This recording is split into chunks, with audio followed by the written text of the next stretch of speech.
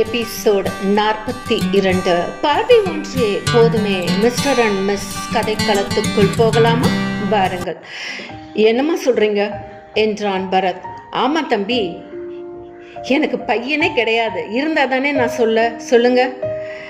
இந்த தெரு தான், இந்த வீடு தான், இங்கே தான் எனக்கு நல்ல ஞாபகம் இருக்கு. நான் இங்கே தான் வந்திருக்கேன் ஆண்டி. ஒரு நாள் இங்க ஸ்டே பண்ணியிருக்கேன் ஆண்டி. நீ சொல்றது சரிதான், ஆனா இந்த வீடு இல்ல. இது போலவே வேற ஏதாவது வீடு இருந்திருக்கலாம் இல்லையா? எப்படி ஆண்டி? எப்படி? நீ என்ன கேட்டா எனக்கு என்ன தெரியும், சொல்லுங்க தம்பி. அதற்குள் பிரணவ், எனிவே ஆண்டி, ரொம்ப தேங்க்ஸ் ஆண்டி. நீங்கள் இவ்வளவு பொறுமையாக எங்களுக்கு உங்கள் டைமை ஒதுக்கி எங்ககிட்ட பேசினதுக்கு தேங்க்ஸ். நாங்கள் கிளம்புறோம் என்று சொல்லியபடியே நன்றி சொல்ல பரத்துக்கு ஒன்றும் புரியாமல் பிரணவை பார்க்க, பிரணவ் பரத்தை பார்த்து போலாங்க பரத் என்று சொல்ல என்று தலை அசைத்தபடியே திரும்பி வெளியே செல்ல பிரணவும் அவனை பின்தொடர அவர்கள் வெளியே சென்றதும் அவர் கதவை சாத்திவிட்டு முணுமுணுத்தபடியே உள்ளே செல்ல, வெளியே வந்த பரத் வாசலில் நின்று மீண்டும் அந்த வீட்டை உற்று பார்க்க தன் மனதில் பழைய நினைவுகளை ஓடவிட்டான். எல்லாம் பரத்துக்கு அப்படியே ஞாபகத்திற்கு வந்தது. அதே வீடு, அதே ஜன்னல், அதே பின் கதவு. நானும் அவனும் நைட்டு 11 மணிக்கு அவங்க அம்மா திட்டுவாங்கன்னு சொல்லி பின் பக்கமா கதவை திறந்து சந்து வழியா பின்பக்கம் சவுத்து வழியா ஏறி குதிச்சு 2 வீலரை பாதி தூரம் தள்ளிக்கிட்டு போய் வண்டியை ஸ்டார்ட் செஞ்சு சரக்கை வாங்கிட்டு மொட்டை மாடிக்கு போய் அங்கே வச்சு சரக்கு அடிச்சு திரும்ப கீழே வந்து படுத்து தூங்கினோம். அடுத்த நாள் மாடிக்கு போன அம்மா காலி சரக்கு பாட்டிலை பார்த்துட்டு அவங்க அப்பா தான் இந்த வேலையை பண்ணியிருக்காருன்னு சொல்லி அவரை போட்டு திட்டினாங்க. அவங்க அப்பா இல்லவே இல்லைன்னு சொன்னாலும் அவங்க அதை நம்பாம அப்படி திட்டினாங்க. நாங்கள் பாட்டிலை தூக்கி போடாமல் போனதை நினச்சி ரொம்பவே வருத்தப்பட்டோம். நாங்கள் பண்ண அந்த தப்புக்கு அவங்க அப்பா பலியாடு மாதிரி திட்டு வாங்கினார். அதே ஆண்டி தான் எங்களை அப்படி கவனிச்சாங்க. இப்போ என்னன்னா எதுக்கு புள்ளையே கிடையாதுன்னு சொல்றாங்க? ஒண்ணுமே புரியல எனக்கு. அசிங்கமா இருக்கு என்று எண்ணியபடியே அப்படியே சிலையாய் அவன் நிற்க, பரத் பரத் என்னங்க ஆச்சு?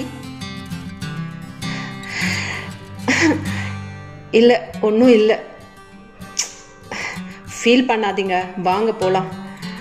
எப்படி ப்ரோ ஃபீல் பண்ணாமல் இருக்க முடியும் சொல்லுங்க? ஒரு நாள் நாங்கள் ஸ்டே பண்ணியிருக்கோங்க. இந்த நாளை என்னால் மறக்கவே முடியாது. ஆனால் அவங்க கார்த்திக்னு ஒரு பையனே எனக்கு இல்லைன்னு சொல்கிறத நான் என்னால் ஏற்றுக்க முடியாமல் இருக்கு. என்ன சொல்கிறீங்க பரத்? ஆமாங்க ப்ரோ, அவங்க பொண்ணுன்னு சொன்னாங்கல்ல, அவங்கள மட்டும் என் கண்ணால் நான் பார்த்து இருந்தேன்னா இந்த அளவுக்கு கூட நான் டவுட்ஃபுல்லாக வெளியே வந்து இருக்க மாட்டேங்க. சாந்தி, கார்த்திக்கோட தங்கச்சியோட பேர். அவங்கள நான் பார்க்கறதுக்கு முந்தின நைட்டு நாங்கள் பண்ண சின்ன சேட்டையில் அடுத்த நாள் அந்த தப்பை அவங்க அப்பா தான் பண்ணாருன்னு சொல்லி அவங்க அம்மா திட்டிக்கிட்டு இருந்தாங்க. அந்த சத்தத்தில் நான் தூங்கிட்டு இருந்தேன்னா எழுந்து வெளியில் வந்தேன், எட்டி பார்த்தேன். அப்போதான் அந்த முகத்தை பார்த்தேன்.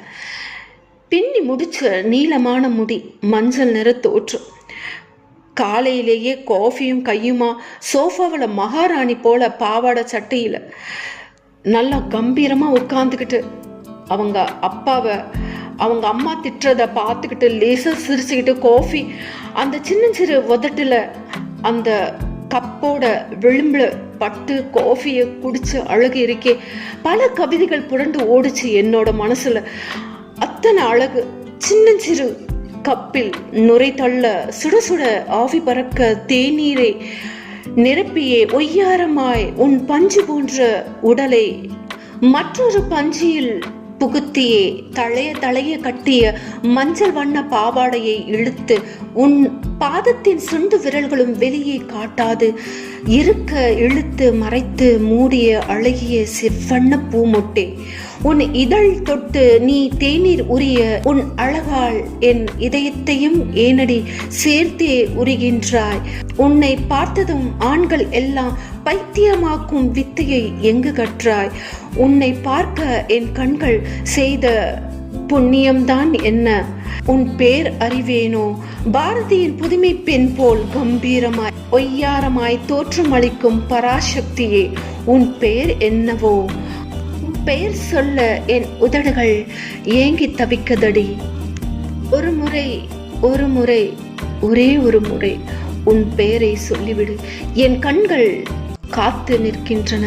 ஏ சாந்தி, என்னம்மா? உங்க அப்பனை நான் திட்டுறது உனக்கு என்ன அம்முட்டு சந்தோஷமா இருக்கா? வேடிக்கை பார்த்துக்கிட்டு மகாராணி ஆட்டம் உட்கார்ந்துக்கிட்டு கம்பீரமா காப்பி குடிச்சிட்டு இருக்கேன். அந்த இட்லியை தானே உன்னை பார்த்து எடுத்து வைக்க சொல்லிட்டு வந்தேன். ஏம்மா காலங்கத்தால உனக்கு இப்படிதான் கத்துறது வழக்கமாயிடுச்சா? இப்பதான் அப்பாவை பிடிச்சி கத்திட்டு இருந்தேன், இப்ப என்கிட்ட வரியா? இட்லி எல்லாம் எடுத்து வச்சுட்டு தான் வந்தேன். ஏன் சட்னி அரைச்சு வச்சா ஆகாதா? ஆமா, உன்னாலதான் இந்த வீட்டுல நிம்மதியாவே கொஞ்சம் ஒரு காஃபி கூட குடிக்க முடியல. இட்லி சுட சொன்னேன், இட்லியை சுட்டு வச்சுட்டு வந்தேன், சட்னியை அரைச்சு வச்சுட்டு தான் வந்தேன். நிம்மதியா ஒரு கிளாஸ் காஃபியை குடிக்கிறதுக்கு விட மாட்டேங்கிற.